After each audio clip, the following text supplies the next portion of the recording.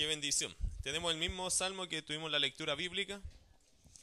Esta cosa de estudiar la Biblia es una bendición porque yo tengo sermones anotados en mi Biblia este estudio es bastante lindo. Me encanta este estudio del Salmo 19, versículo 7 al versículo 14, la misma lectura bíblica que tenemos el día de hoy. Vamos a saludar a los hermanos que están allá vía online, ¿cierto? Internet. Yo no tenía idea la primera vez que estaban grabando, así que ahora les saludo en nombre del Señor y espero que les bendiga la palabra más que uno mismo, ¿no? La palabra siempre es bueno.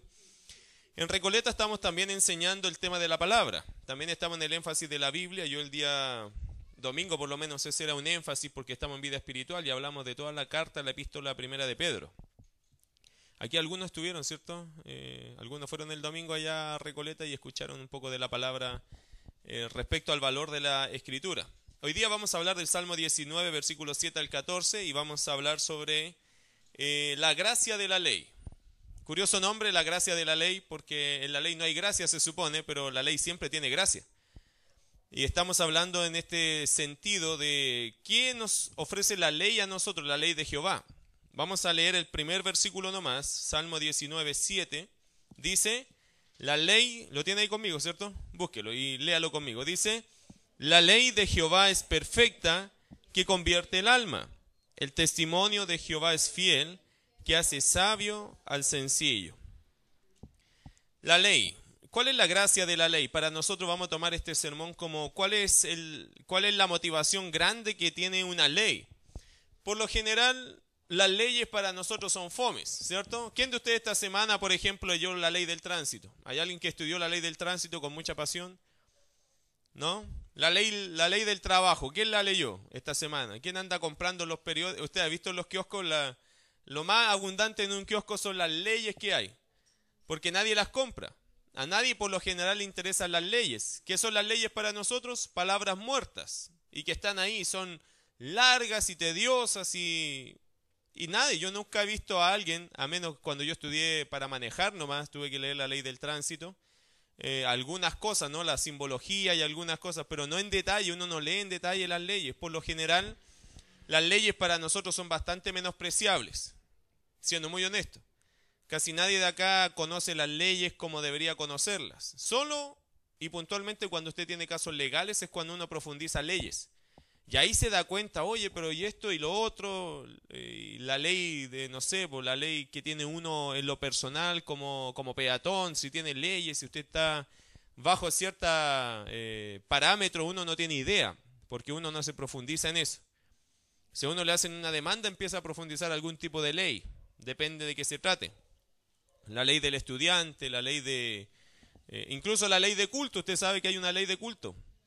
Y en esta ley de culto nadie tiene idea de qué significa la ley de culto a menos que estudie. Es decir, las leyes no atraen a la gente. Y la verdad es que las leyes no buscan tampoco ser algo impactante, sino útil. No es lo impactante de la ley, sino lo útil de la ley que tiene gracia. Ahora, esta no es, en el caso de la ley de Jehová, no estamos hablando de una ley de letra muerta, ¿no? ¿Por qué? Bueno, porque la palabra que dice, porque la palabra de Dios es viva y eficaz, por lo tanto ya no es muerta. Si una ley es bien importante y es bien útil, siendo una letra muerta, digamos, que está en un papel y no vive, ¿cuánto más la ley de Dios, que es una letra viva? ¿Qué significa que la palabra de Dios es viva y eficaz? Significa que ella da vida, que ella provoca vida. Es viva y eficaz. ¿Qué significa eficaz? Que trabaja en nosotros y es impactante a nosotros y hace una obra en nosotros. Yo cada vez que predico tengo la esperanza que alguien de nosotros o alguien del público va a ser impactado. No por mí, sino por la palabra. ¿Por qué? Porque la palabra trabaja sola. Yo sé que después de este culto usted se va a su casa y la palabra se va con usted. ¿Cierto? Estaba leyendo El Guardián de la Salud. Yo no sé si usted compra ese diario. Es un buen diario que le orienta varias cosas de la salud. Y en El Guardián de la Salud salió un pequeño artículo que decía que si usted hace ejercicio en ayunas, dice que su cuerpo sigue quemando calorías después de haber hecho el ejercicio. Así que es más útil hacerlo en ayunas, dice el Guardián de la Salud. Estoy citándolo a ellos porque ellos lo dicen. No estoy seguro que eso es verdad, estoy diciendo que eso es lo que dice el Guardián de la Salud. Es decir, ahí hay una regla, que hay un beneficio, ¿no? Y querido hermano, nosotros cuando estamos en esto de leer, de aprender, y yo creo que la ley de Dios es igual que eso.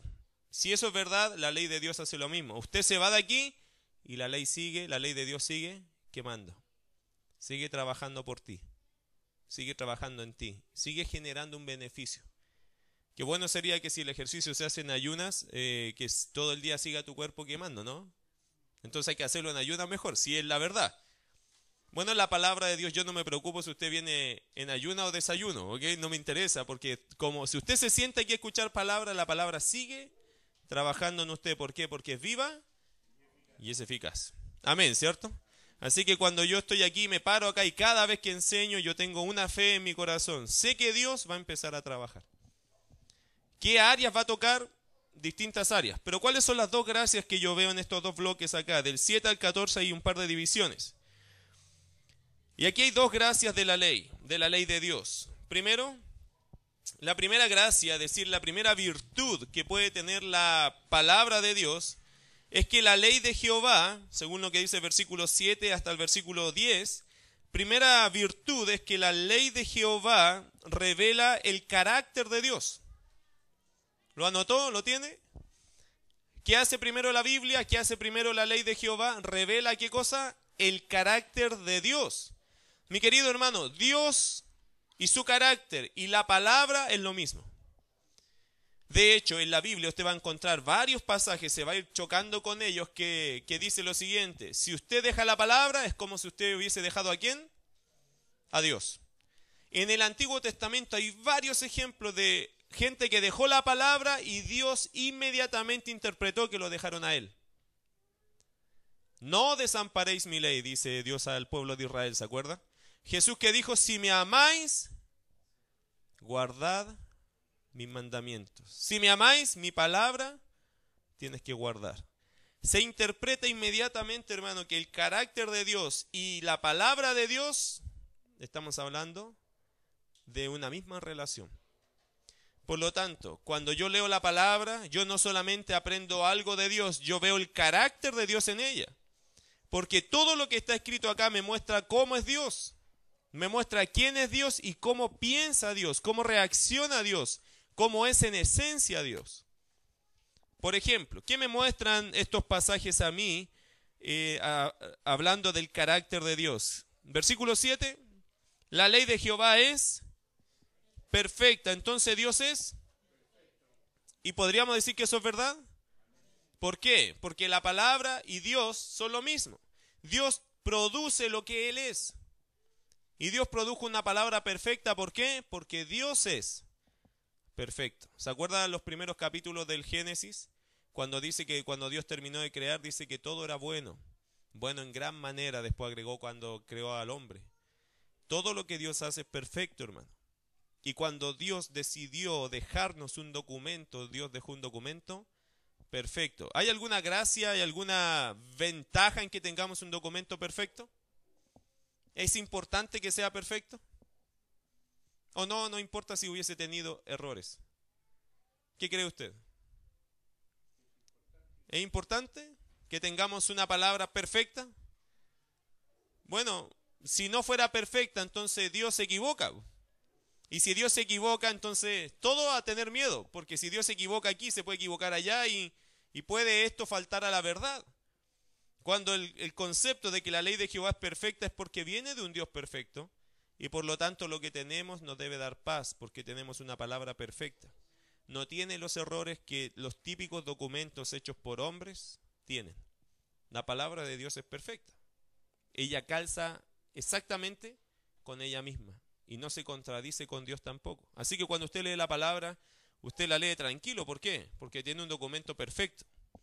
¿Cuánta gente en este mundo puede decir que tiene un libro perfecto? Nadie. No hay libros perfectos. Ni la historia de Chile se pone de acuerdo. Porque hay algunos que escriben una cosa, otros otra, y nadie sabe exactamente, pero aquí la Biblia es perfecta. Así que hermanos, pero la gracia o la primera gracia que nos muestra la ley de Jehová es que muestra el carácter de Dios. Dios es perfecto. Todo lo que Dios hace, lo hace en perfección. Entonces, primera virtud de Dios es que Dios es perfecto. Versículo 7, la ley de Jehová es perfecta, que convierte el alma. El testimonio de Jehová es fiel. Así que ya sabemos que Dios es fiel. Hay otra virtud, perfección, fidelidad. ¿Dios es fiel con usted? Bueno, Dios es fiel aunque usted sea infiel, ¿sabía eso? Qué increíble ese versículo. En Timoteo me parece que dice, si fuéramos infieles, Él permanece fiel. ¿Usted entiende eso? Bueno, yo no lo entiendo, pero lo agradezco. No lo entiendo porque Dios tendría que ser fiel con alguien que es infiel, pero Dios permanece fiel porque Él no se puede negar a sí mismo, no puede cambiar su carácter por nosotros. Recuerde Israel, recuerde nuestras propias vidas y se va a dar cuenta que Dios fue fiel de una manera increíble a pesar de nosotros. Dios ha cumplido las promesas incondicionales que le dejó a Israel, que nos ha dejado a nosotros, no por nosotros, sino porque Él es fiel. Hay un momento cuando Dios llama a Abraham y le hace una promesa, ¿se acuerda? Y Dios le dice a Abraham que haga un sacrificio. Dibujo interesante en la escritura es que Abraham se queda dormido. Creo que fue Abraham que hace esto. Y se queda dormido y Dios hace un sacrificio y dice que Dios mismo atraviesa por ese sacrificio, que Dios mismo lo hace. ¿Qué significa eso? Que todo depende de Dios, no de nosotros. Y que esa promesa que le hace a Abraham dependía de Dios, no de Abraham. Porque si fuera por la fidelidad de Abraham, como si fuera por nuestra fidelidad, Dios no estaría obligado realmente a nada. Porque si fuera por nuestra fidelidad, Dios no podría cumplir ninguna casi las promesas porque nosotros no damos el estándar de fidelidad en la mayoría de los casos. Por lo tanto, Dios promete por Él mismo que va a cumplir los pactos de Abraham y su fidelidad se ha visto en los años. ¿Por qué? Dios es fiel. Y cuando habla la iglesia, nos anima diciendo, si fuéramos infieles, Él permanece fiel. Dios es perfecto, Dios es fiel.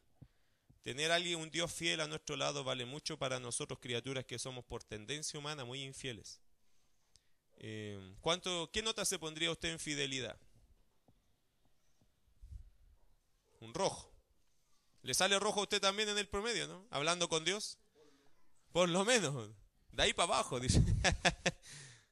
Hablando con Dios. Si hablamos de la esposa, espero que seamos fieles, ¿no? Pero si hablamos con Dios, si hablamos de Dios, ¿qué rango de fidelidad yo le doy a Dios? Bueno, yo quedo debiéndole a Dios. Sin embargo, Dios dice que no me preocupe porque Él es fiel. Y es increíble que Él nos sustenta, nos sostiene, nos anima, nos conforta, nos provee. A pesar de no ser nosotros nada de perfecto, Él es perfecto. Nada de fieles, Él es fiel. Y cuando usted lee la palabra, hermano, le voy a animar con algo. La palabra es fiel igual que Dios. ¿Qué significa? Que si usted se porta mal, la fidelidad de Dios te va a caer encima. Porque ¿qué dice Dios? Que al que ama, ¿y Dios es fiel? Amén. Amén, ¿cierto? Entonces, si yo me porto mal y vivo en pecado o me desordeno con Dios, si Dios es fiel, ¿qué tiene que hacer conmigo? Dice que azota a todo el que ama y recibe, ¿cierto? Corrige al que recibe y azota al que ama, Dios. Y Dios es fiel en eso. Si uno da a Dios, que dice la Biblia, el que siembra escasamente, también segará. Y el que siembra generosamente, generosamente también. ¿Dios es fiel? Es fiel, ¿cierto? Para los dos lados, hermano. Y cuando digo para los dos lados es que a nosotros nos gusta recordar la fidelidad de Dios y estoy seguro que cuando hablamos de la fidelidad hablamos de cuánto Él nos puede dar. Pero no hemos considerado cuánto Él nos puede quitar. Porque Dios es fiel también en eso. Dios es fiel para bendecirnos como para castigarnos. Porque Él es fiel a su palabra. Nadie se ríe en la cara de Dios para siempre, hermano. Dios tiene harta paciencia. Pero Dios también cumple la palabra de Dios no solamente es para bendecirnos, sino también para exhortarnos y corregirnos. Y si Dios dice que hay algo que debemos cambiar y no lo hacemos, Dios también es fiel en eso. Es fiel. Y por eso hay que tener temor de Dios porque Dios es fiel. La fidelidad es muy linda, pero también es muy reverente. Porque a lo mejor yo ya me olvidé de lo que hice. Dios no, porque Dios sigue siendo fiel a su palabra. Así que Dios es fiel y su palabra es igual. Por eso cuando usted lee la palabra y encuentran la palabra a veces un poco dura, bueno, Dios es fiel con eso. ¿Y Dios va a cumplir? Bueno, tiene que cumplir, pues si Dios es fiel, me convenga a mí o no. Lo lindo sería que siempre me conviniera, pero si yo estoy en desobediencia, la fidelidad de Dios me va a caer por el otro lado, en la parte que a nadie le gusta. Pero si Dios es fiel, tiene que cumplir con su palabra. ¿Qué más? Versículo 8. Los mandamientos de Jehová son rectos, que alegran el corazón. Así que Dios es recto. Y esta es la idea, hermano, me parece a mí de correcto, ¿no? De justo, aunque también sale después el concepto de justicia, pero Dios es recto, Dios tiene un carácter probado y aprobado. Por lo tanto, hermano, usted tiene un Dios que hace siempre lo correcto. Tiene un Dios que es justo, que es puro. Y lo va a describir un poquito más adelante. Déjenme avanzar un poquito. Por razón de tiempo hay otro trozo que me gustaría explicarles. Los mandamientos de Jehová son rectos, que alegran el corazón. Piensen algo, estamos hablando de leyes y de mandamientos. ¿A quién le gustan las leyes? A nadie. ¿A quién le gustan los mandamientos? A nadie. Pero dice la Biblia que los mandamientos de Dios alegran el corazón. Y ahí tengo que dejarle una pregunta desde ya. ¿A quién le alegran el corazón? Y no me responda, pero vaya pensando. ¿A quién le alegra la ley de Jehová? ¿A quién le alegran los mandamientos de Jehová? ¿A quién? Porque si usted habla con el incrédulo, y le doy la pista, ¿cierto? Si usted habla con el incrédulo, ¿le gustan las leyes y los mandamientos? Entonces, ¿a quién le están alegrando estas cosas? ¿A quién el salmista está dirigiendo estas palabras? Bueno, vaya pensando, porque ¿a quién le causa alegría todo esto? Porque aquí dice el salmista, ¿no? Los mandamientos de Jehová son rectos que alegran el corazón. ¿De quién? Bueno, vamos pensando en eso, ¿no? ¿Qué más? Que alegran el corazón. El precepto de Jehová es puro, que alumbra los ojos. Dios es perfecto, Dios es fiel, Dios es recto, Dios es puro. Y hermano, la Biblia dice, puro eres tú de ojos para ver el mal de los hombres. Y Dios es limpio, hermano, Dios es puro. Y la pureza de Dios fluye en su palabra. Por eso, hermano, yo creo que por eso Jesucristo dice, santifícalos en tu verdad. Tu palabra es verdad. Santifícalos, purifícalos. En el fondo, apártalos del mal. ¿La palabra tiene la capacidad de apartarme del mal? Claro que sí, es ella la que me limpia a mí. Dice que la palabra es como agua, ¿no? Que corre en nuestros corazones, en nuestra alma, renueva el entendimiento, purifica el corazón, purifica las intenciones porque las discierne, las intenciones del corazón, según Hebreos 4:12, ¿no? Que la palabra de Dios es viva y eficaz, más cortante que toda espada de dos filos, dice que penetra hasta partir el alma y el espíritu, las coyunturas y los tuétanos y discierne los pensamientos y las intenciones del corazón. Entonces te lee la palabra tus intenciones. Y te hace separar las cosas y te hace aclarar las cosas que están pasando por ti. Bueno, Dios es así, hermano. Por eso cuando uno viene a la iglesia siempre y anda medio mal con Dios, uno sabe que Dios le va a agarrar a palos. Es como que uno ya sabe eso. Es como yo sé que voy a ir, yo sé que Dios me va a dar, porque Dios es puro y proyecta su pureza en la palabra. Y la palabra nunca te lleva a cosas sucias, sino a cosas limpias. En forma práctica, la palabra siempre te hace acercarte más a la limpieza, a la pureza, que a cualquier pecado. Te separa del pecado, te muestra el pecado tal cual es, para hacerte puro, y muestra el carácter de un Dios puro. Tan puro es Dios, hermanos, que se aleja del pecado y corta el pecado. En la palabra hay muchos pasajes que te van a enseñar radicalmente que Dios corta el pecado, pero lo corta radicalmente, no es tolerante con el pecado. Trabaja con el pecador, pero sentencia el pecado fuertemente, porque Dios es puro. Y la pureza, hermanos, se tiene que resguardar y proteger. ¿De qué? De la maldad del hombre. Y Dios es así. Dios muestra su pureza. Versículo 9. El temor de Jehová es limpio. Así que sabemos que Dios es limpio, que permanece para siempre. Los juicios de Jehová son verdad, todos justos. Dos cosas. Dios es limpio y Dios es verdad. Jesús dijo, yo soy el camino, la verdad y la vida. Hermanos, la palabra de Dios nos separa de la gente, sí. ¿Qué separa de la gente? Nos separa de la mentira, nos separa de lo sucio, nos separa de la palabra de Dios es separatista en ese sentido, hermano. Cuando uno la lee, ya no tolera tanto la mentira de la gente, porque uno se acostumbra a hablar con la verdad, porque Dios a uno le enseña verdad. Separa la luz de las tinieblas. Por eso cuando uno está leyendo la palabra y hay alguien que quiere puras tinieblas, yo como que ya no quiero andar con ellos porque me tiran tinieblas y yo la verdad que soy luz y chocamos. Chocamos porque estoy estudiando la palabra y tengo el corazón de uno es tan distinto que cuando se junta con otros, se afecta si esos otros no andan en comunión con Dios, ¿se fija? O uno lo afecta a ellos o ellos te afectan a ti, pero no hay comunión. El otro día una hermana me contaba de la iglesia que ella tenía casi por obligación que visitar otra familia y decía por obligación, no es que no los quiera, me dice pastor, pero los temas que tocan son tan del mundo que al final yo termino siendo afectada, no me gusta estar ahí. No me siento cómoda porque se dicen creyentes, pero los temas son puros temas mundanales, el vocabulario es mundano. Y sufro, me dice, cuando tengo que ir para allá y casi siempre tengo que estar allá y yo trato de tirarle luz y ellos me tiran tiniebla y ahí estamos todo el rato. Y es una lucha terrible, me dice. Porque yo leo mi Biblia todos los días y trato de comunicarles la palabra, lo que Dios tan hermoso, lo que Dios te dice, pero como que la tiniebla se acerca siempre, yo la tengo que estar, es como una lucha espiritual todo el rato. Hermano, cuando usted empieza a leer su Biblia todos los días, va a empezar a experimentar algo así. No se aleje de la gente, trate de proyectarle más luz, pero es una lucha. Es una lucha con las tinieblas. Ahí uno se da cuenta, pero ¿cómo no pueden sacar de sus pensamientos la maldad? Pero pasa porque uno está recibiendo de Dios y de su palabra, ¿qué cosa? La limpieza, la verdad. Y por eso cuando uno empieza a escuchar un montón de mentiras, uno tiene que empezar a luchar con su carácter diciendo eso no es así. Y tiene que luchar para decirlo amablemente, amorosamente, pero firmemente decir eso no es así. Yo todas las semanas tengo que entrevistarme con personas creyentes y hay algunos que salen con algunas filosofías personales de lo que ellos creen de cómo deberían actuar y a veces uno tiene que decir, hermano, está equivocado, no es bíblico lo que me estás diciendo. Y tiene que ahora ya luchar con otra cosa, con su actitud, no con el contenido. Ya sabe usted el contenido, tiene que luchar con la actitud para que caiga bien, para que sea dentro de un contexto amoroso, motivante. ¿Se fija?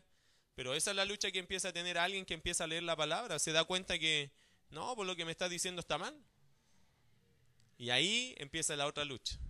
Porque ya usted ya tiene discernimiento entre el bien y el mal, bíblicamente hablando, y usted ya puede decir, no, es que yo creo que eso está equivocado. Entonces empieza otra lucha en tu corazón. Pero eso es cuando ya te estás acercando a la palabra. Porque la palabra es la verdad. Y Dios, ¿qué quiere Dios? Que saquemos a luz, ¿qué cosa? La verdad, por hermano, entre tanta mentira.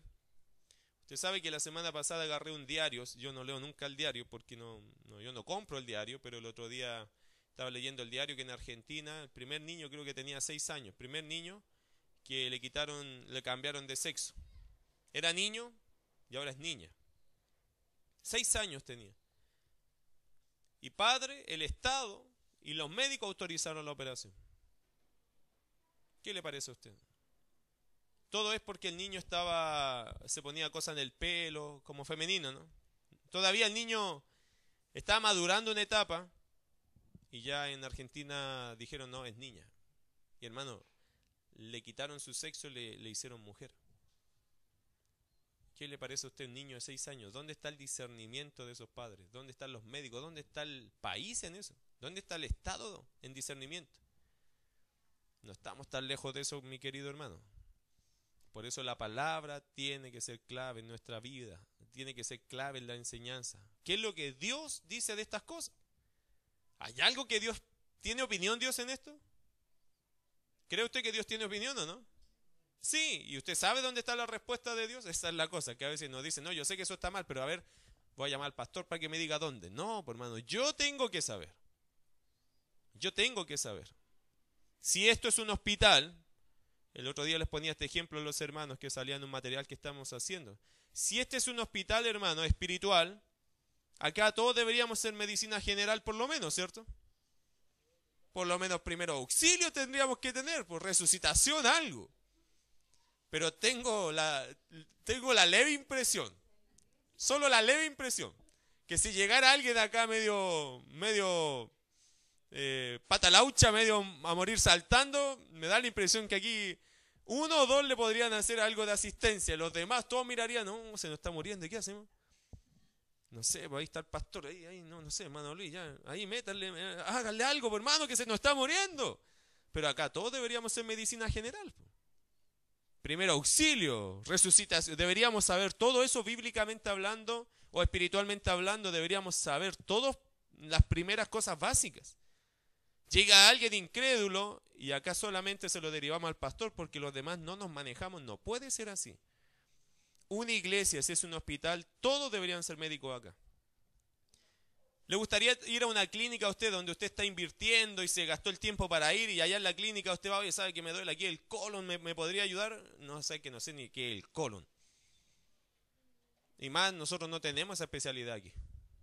¿Qué pensaría de una clínica así usted? ¿Sabe que vengo con síntomas de apendicitis? No, pero sabe que aquí no tenemos esa especialidad. O sea, ¿qué tienen? ¿Qué ofrecen? Hermano, ¿qué puede ofrecer usted como médico? ¿Qué ofrece? ¿Qué clase de hospital es este si no tiene cómo darle ni siquiera un paracetamol? Más encima algunos ni siquiera lo llevan al asiento para que sea como paciente. Espérese ahí que le voy a traer al tiro al médico. Ni siquiera eso hacemos. Ni la bienvenida nos sale, hermano. No. Bíblicamente hablando, una iglesia, si es como un hospital, todos nosotros deberíamos saber atender. Por lo menos lo básico. Ya, y si el hombre necesita o la mujer necesita especialidad, tampoco la idea es que tengamos un puro especialista. ¿Por qué? Porque va a saturar, la demanda va a saturar al especialista. Así que mi querido hermano, con ese dibujo en mente uno necesita reconocer que la verdad de Dios y la palabra de Dios debe estar en nosotros siempre. Así vamos a ser más usados y mejores usados.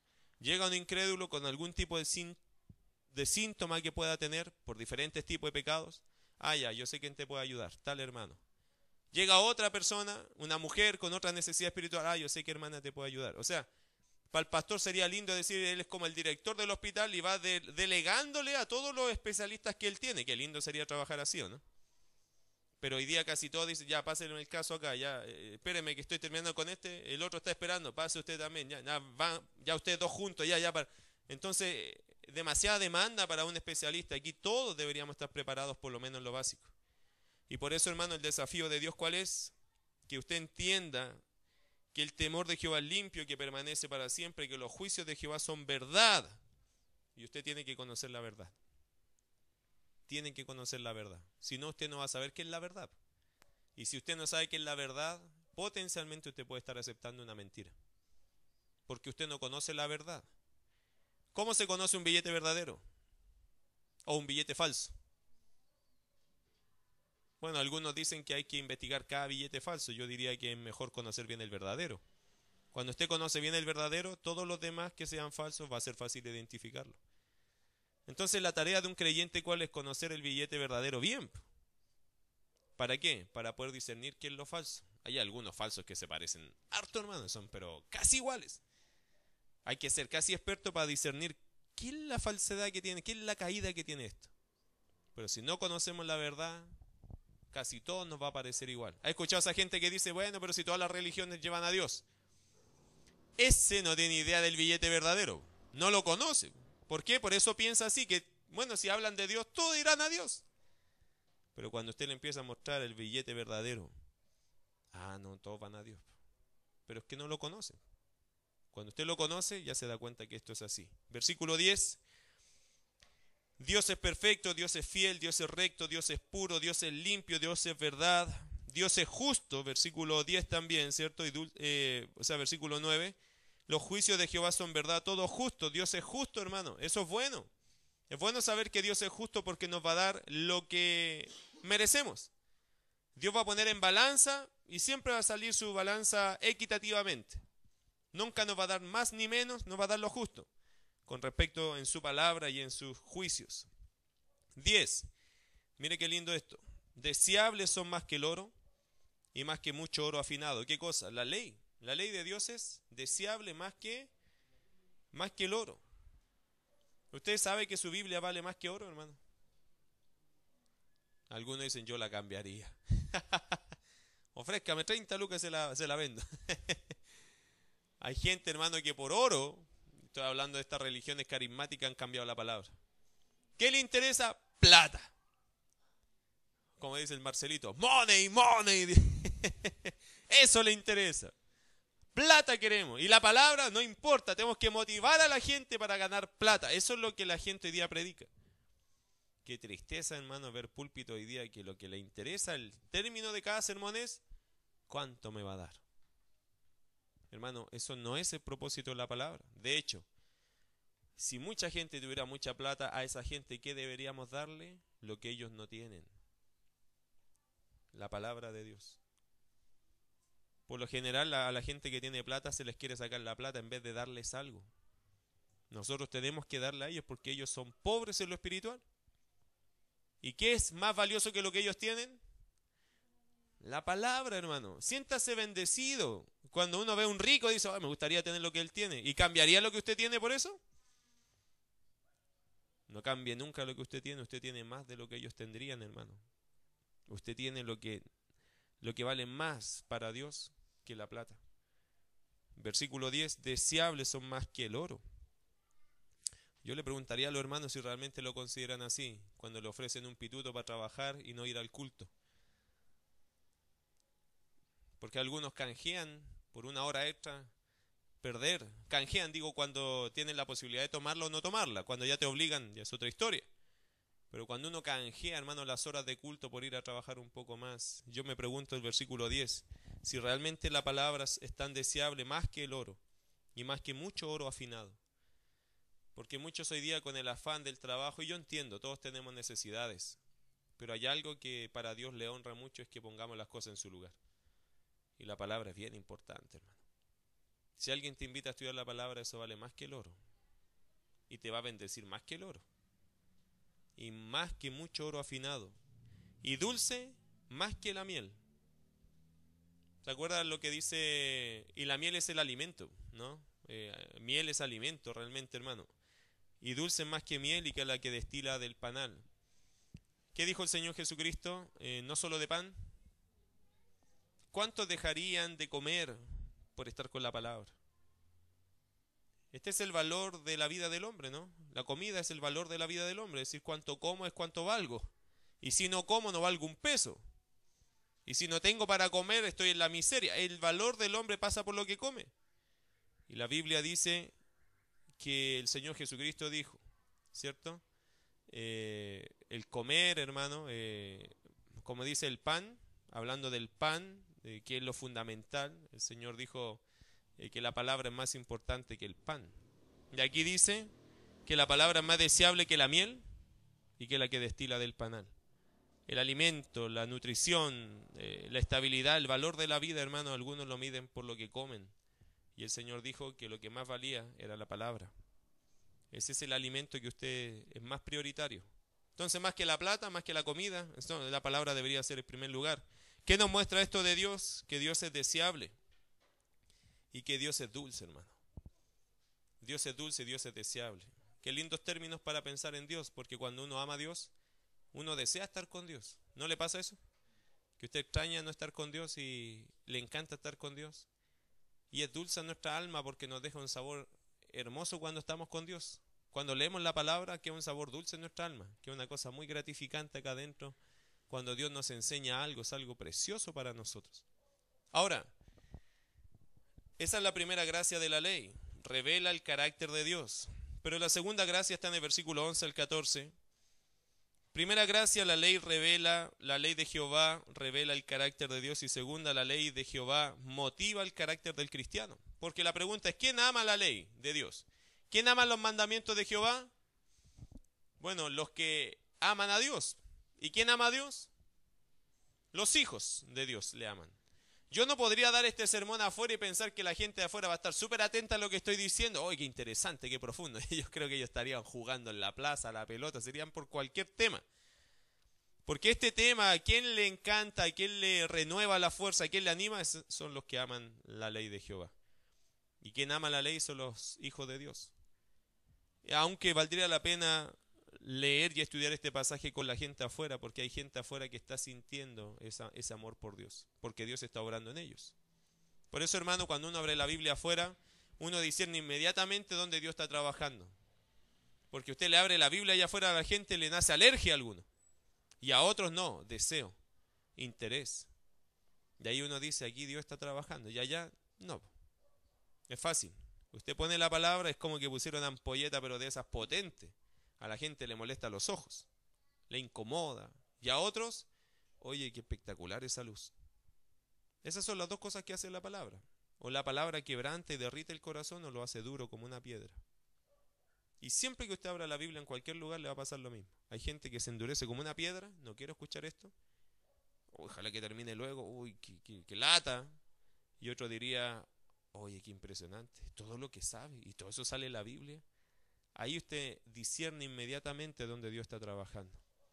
La ley de Jehová revela el carácter de Dios y la ley de Jehová motiva el carácter del cristiano. ¿En qué? Versículo 11. Cada uno de estos versículos tiene algo en el cual Dios nos motiva en nuestro carácter. Tu siervo es además, lea el versículo 11 conmigo. Tu siervo es además amonestado con ellos. En guardarlos hay grande galardón. ¿Qué dice que hace la ley con nosotros? Nos amonesta. Y la idea, si usted se recuerda en 2 Timoteo 3:16, dice, toda la escritura es inspirada por Dios y útil para enseñar, para redarguir, para corregir, para instruir en justicia.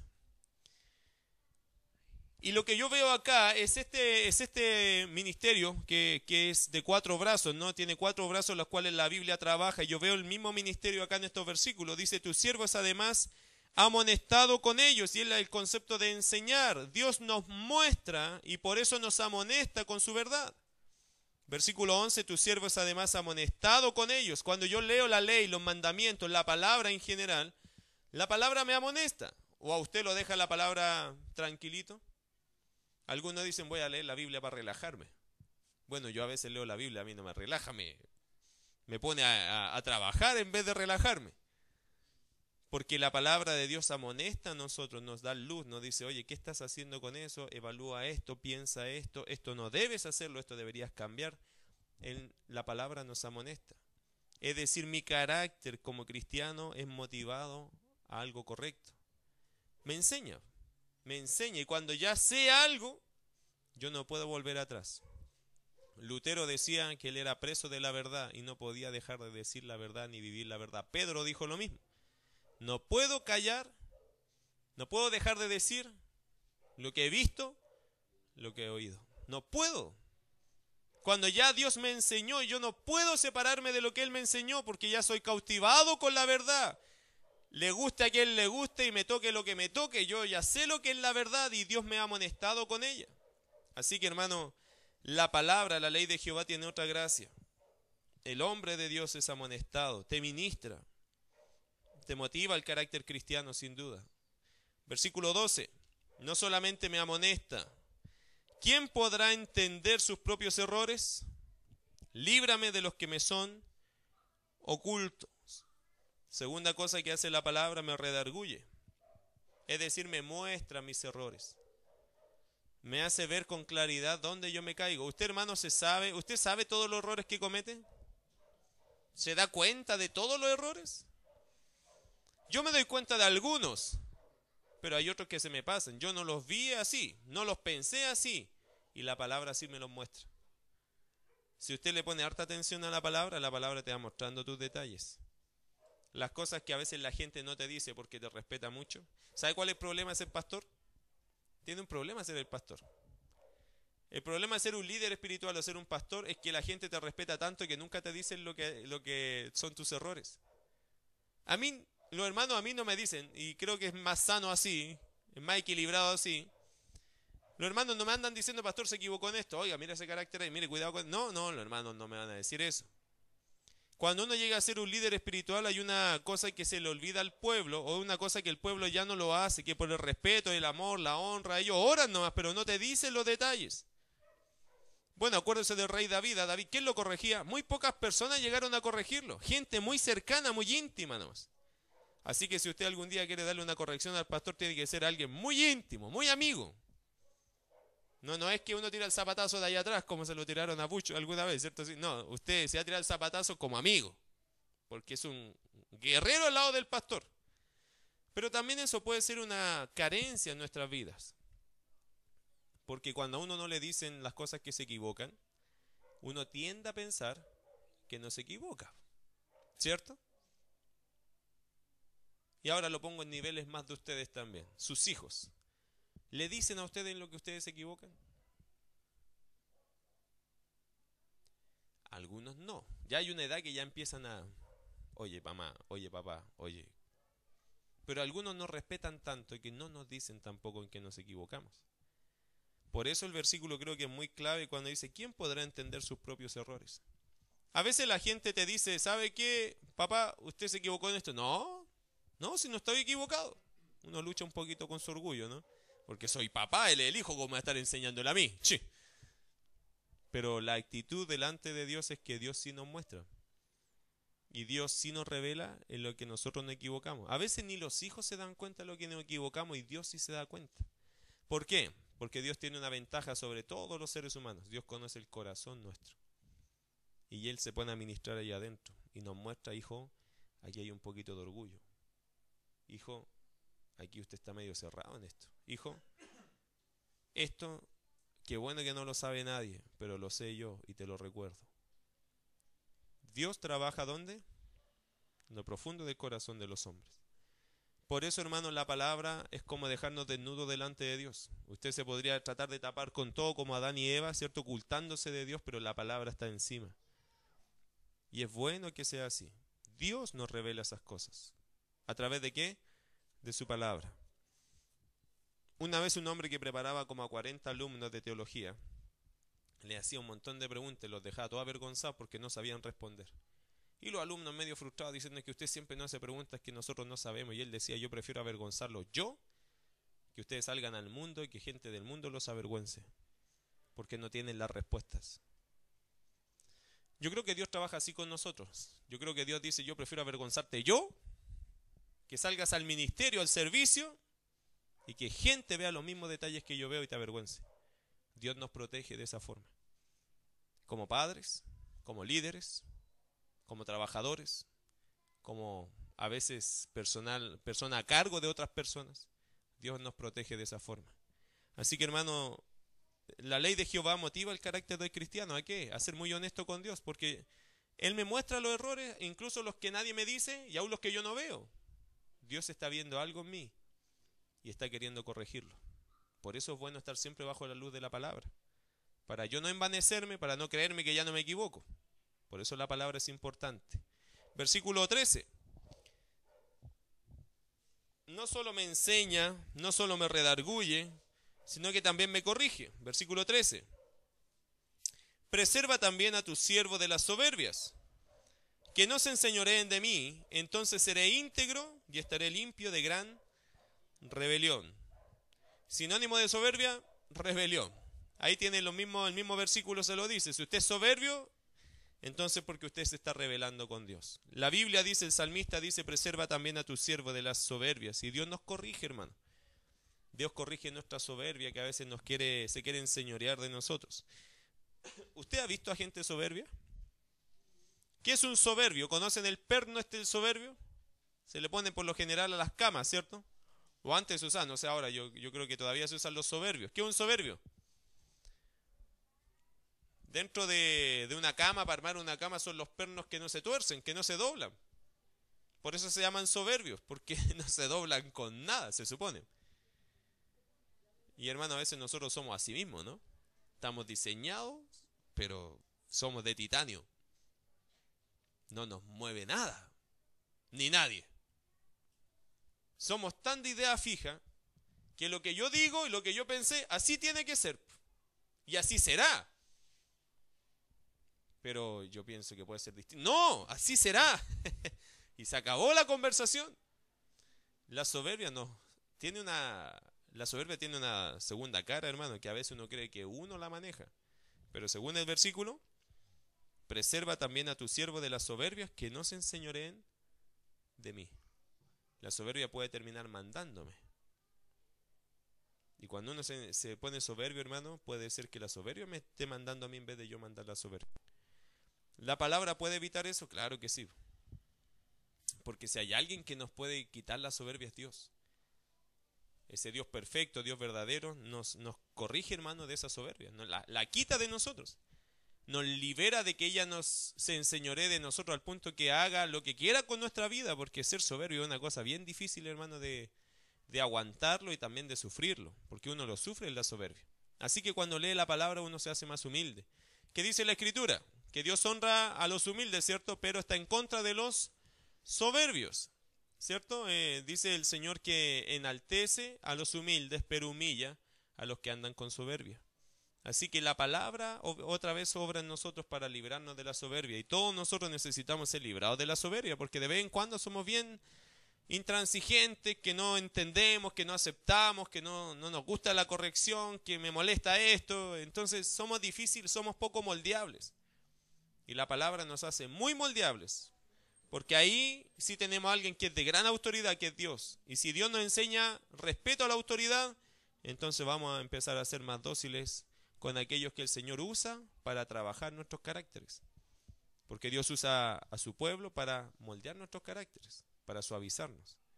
Y lo último, versículo 14. Sean gratos los dichos de mi boca y la meditación de mi corazón delante de ti, oh Jehová, roca mía y redentor mío. La ley, hermano, la ley de Jehová motiva el carácter del cristiano. ¿A qué lo motiva? Lo instruye en justicia, es decir, lo quiere hacer vivir en justicia. Está animado el creyente en hacer lo correcto.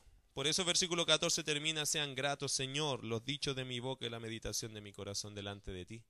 ¿Qué le interesa a un creyente que se pone bajo la palabra? Agradar a Dios. Señor, no que salga de mí, lo que esté por dentro y por fuera de mí, que te sea agradable. Eso dice, ¿no? Sean gratos los dichos de mi boca y la meditación de mi corazón. Cuando uno está leyendo la palabra, hermano, uno está siendo enseñado, lo redarguye la palabra, lo corrige y al final lo termina instruyendo, lo motiva a ser un hombre, una mujer que agrade a Dios, por dentro y por fuera.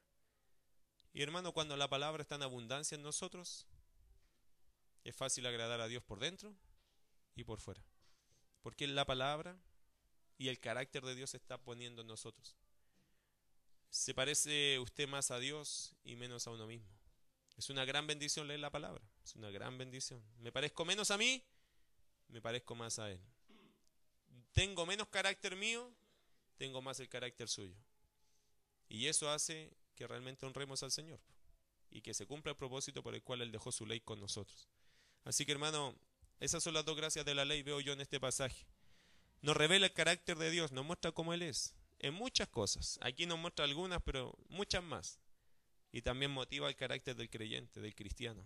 Como amamos a Dios, nos motiva a Dios. Y al final hace una obra tremenda en gente tan sencilla como nosotros, pero hace una obra tremenda de transformación y de conocimiento. Así que le animo este mes y este mismo día le animo a que usted y la palabra sean uno. Así como Dios y su palabra son uno. Amén. Bueno, ojalá que esto le motive, hermano, a tener sus buenos tiempos con el Señor y su palabra. Y no se olvide, ¿quién se aleja de Dios o quién se aleja de la palabra? Es lo mismo que decirle a Dios, yo no te necesito. Pero si usted está abriendo la palabra cada día, aunque sea para tratar de entenderlo, usted le está diciendo, Señor, yo te quiero conocer. Para Dios, Dios lee lo mismo. Dios lee lo mismo. Vamos a orar. Señor, muchas gracias. El sermón, Padre, a veces es más profundo de lo que uno pensaría de estos versículos. Gracias por ello. Señor, mucha gente, la ley tuya, la ley de Jehová, no la entiende, Señor, y la pesa igual que las leyes normales del hombre. A veces un poco menospreciada. Pero gracias porque tu pueblo, Señor, se levanta con fuerza en decir que la palabra de Dios realmente debemos amarla.